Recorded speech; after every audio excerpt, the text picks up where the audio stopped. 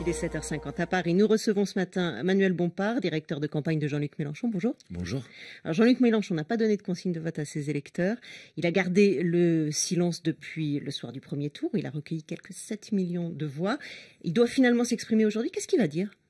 Eh ben, d'abord, il va donner son analyse des résultats du premier tour des élections présidentielles, qui a quand même permis à Jean-Luc Mélenchon de faire un score qui est spectaculaire, 19,6%, plus de 3 millions de voix par rapport au score qu'il avait fait en 2012, et des scores très importants, notamment dans les grandes villes, dans les quartiers populaires.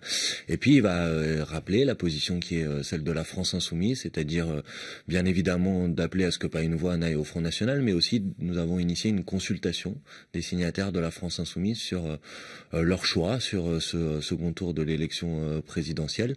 Voilà, rappeler que, bien sûr, dans ces options, il n'y a pas la possibilité de voter pour le Front National, mais en même temps, montrer une diversité des signataires de la France insoumise qui ont plusieurs positions. Et nous, on n'a pas souhaité donner de consigne de vote parce que nous considérons que les électeurs de la France insoumise sont suffisamment intelligents, suffisamment émancipés pour pouvoir faire leur propre choix. En même temps, Jean-Luc Mélenchon, il a tellement incarné cette campagne de la France insoumise. On peut imaginer que s'il avait donné une consigne de vote, ça pourrait faire bouger les lignes, non ? Non, mais je crois que, vous savez, on n'en est plus là. On n'est plus dans ce vieux monde politique où les dirigeants politiques donnaient des consignes de vote. Je pense que le combat, l'engagement de Jean-Luc Mélenchon contre le Front National est connu depuis de longue date.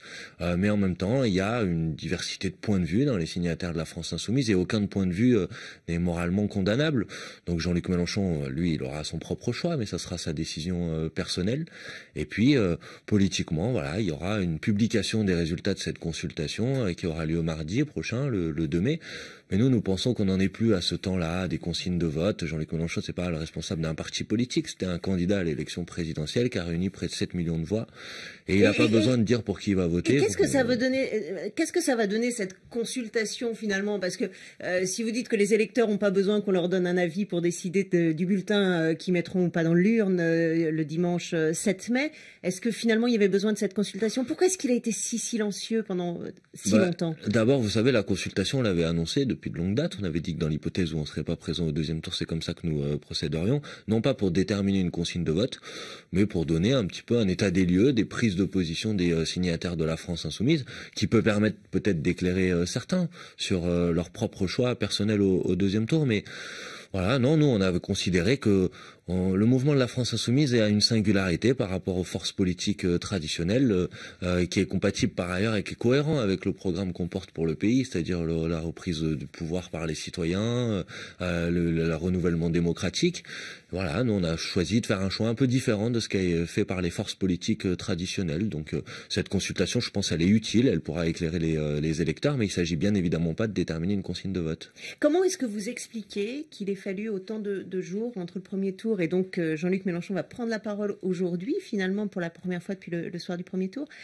Pourquoi est-ce qu'il a voulu se taire pendant si longtemps ? D'abord, Jean-Luc Mélenchon, il s'est exprimé le soir du premier tour des élections présidentielles, et puis d'autres responsables, porte-parole de la campagne, se sont exprimés depuis. Mais vous savez, le premier tour de l'élection présidentielle a eu lieu il y a 5 jours, et Jean-Luc Mélenchon, il n'est pas parti pendant 3 semaines sans rien dire.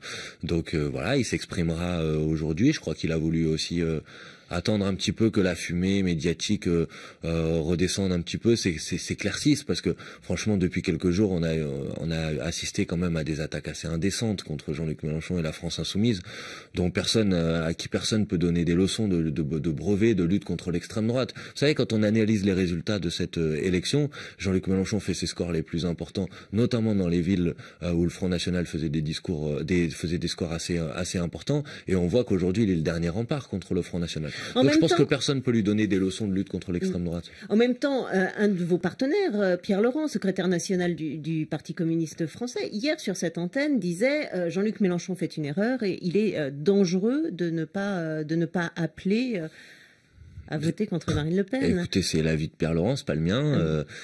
Pierre Laurent est responsable du Parti communiste. Le Parti communiste a soutenu la candidature de Jean-Luc Mélenchon, mais a fait une campagne, c'était leur propre choix d'ailleurs, une campagne autonome. Donc voilà, maintenant le Parti communiste a une position, mais c'est pas la position de Jean-Luc Mélenchon et de la France insoumise.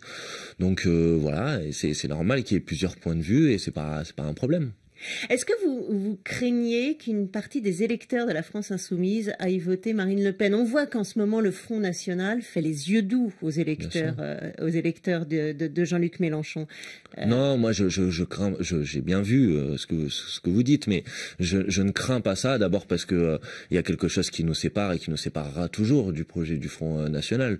Nous, pour notre part, nous sommes attachés à la devise de la République: liberté, égalité, fraternité. Nous sommes viscéralement attachés au principe d'égalité entre les citoyens, et nous savons qu'il y a quelque chose qui nous sépare pour toujours du projet du Front National qu'on a toujours combattu, et notamment qu'on a combattu dans cette élection, parce que nous n'avons pas fait seulement des phrases dans des émissions de télé, ou n'avons pas seulement donné des leçons et des injonctions aux électeurs. Nous avons combattu concrètement la progression du Front National. Je vous rappelle que Jean-Luc Mélenchon en 2012 était allé y compris à Hénin-Beaumont pour affronter Marine Le Pen. Donc voilà, je me rappelle plus de votre question, mais je crois que... Est-ce que vous le craignez? Maréchal Le Pen, par exemple, elle dit qu'il y a des passerelles entre le Front National et la France insoumise. Non, je le crains pas ensuite parce que même si j'ai bien vu cette opération de récupération, elle ne fonctionnera pas parce que les électeurs de la France insoumise sont suffisamment éclairés, intelligents, et pour comprendre que tout ça est de la manipulation et de l'enfumage. Pourtant... Quand Madame Le Pen ou quand le Front National édite des faux tracts pour donner le sentiment qu'il y a des convergences entre le progrès de Jean-Luc Mélenchon et le projet de Marine Le Pen, quand vous allez lire le détail, vous voyez que tout ça est mensonger. Madame Le Pen est pour la 5e République, nous sommes pour la 6e République, nous sommes pour la sortie de l'OTAN, Madame Le Pen n'est pas pour la sortie de l'OTAN, nous sommes pour la retraite à 60 ans, Marine Le Pen a changé de position à peu près 10 fois ces dernières années sur ce sujet, nous sommes pour le retour aux 35 heures, Madame Le Pen est pour la défiscalisation des heures supplémentaires.